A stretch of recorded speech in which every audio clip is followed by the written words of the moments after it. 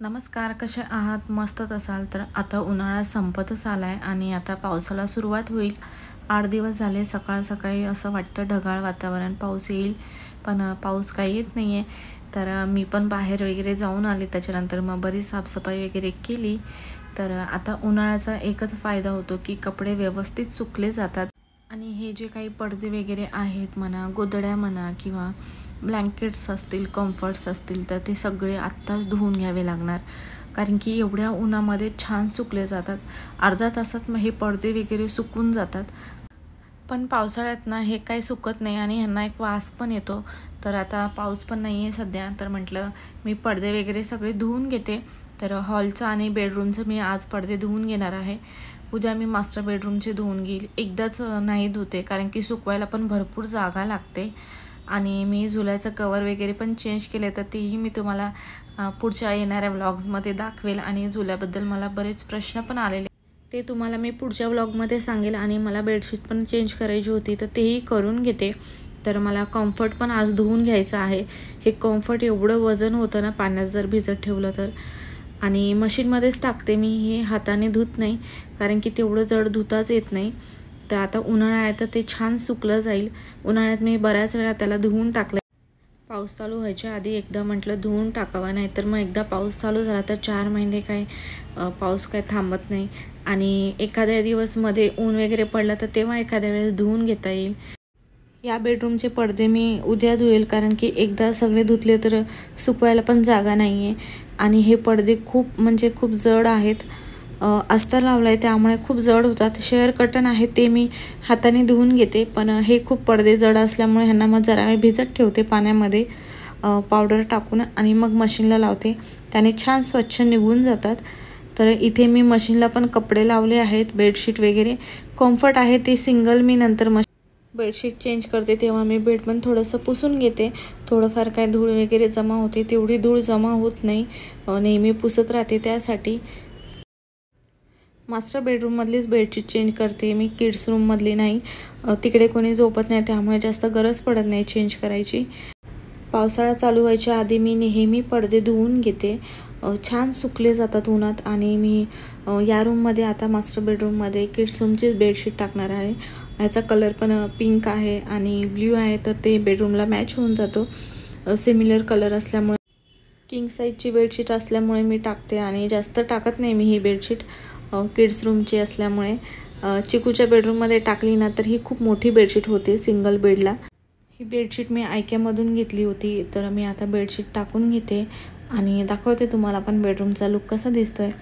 ही king साईजची bedsheet असल्यामुळे बरीच जागा राहते चारी साईडने टकिंग करण्यासाठी. नाहीतर आपण बेडशीट टाकतो तेव्हा असंच कोचून देतो, तर ती व्यवस्थित दिसत पण नाही आणि निघून जाते सारखी बेडशीट. तर अशा प्रकारे जर आपण व्यवस्थित बेडशीट टाकली ना तर दिसायला पण छान दिसतं आणि आपण काढल्याशिवाय निघतच नाही. तर मी बघा कशा प्रकारे टकिंग करते बेडशीट, खूप छान दिसतं.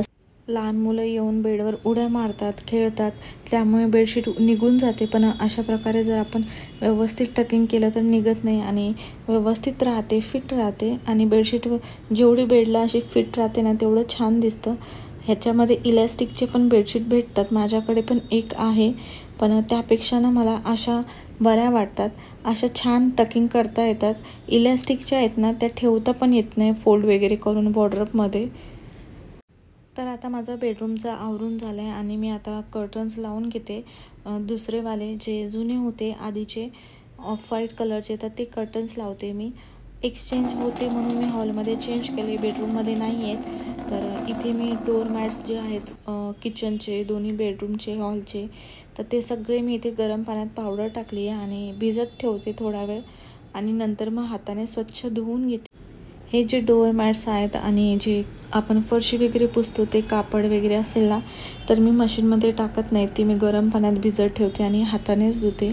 त्याने स्वच्छ निघतात. आणि मशीनमध्ये कसं डोअर मॅट्स वगैरे त्याच्यावर काही बाहेरचे जे डोअर मॅट्स आहेत तर त्याच्यावर आपण चपलाचे वगैरे पाय वगैरे ठेवतो, परत त्याच्यात बारीक धूळ वगैरे असते, तर ती मशीनमध्ये पडली का खराब होते. त्यासाठी मग मी हातानेच धुवून घेते.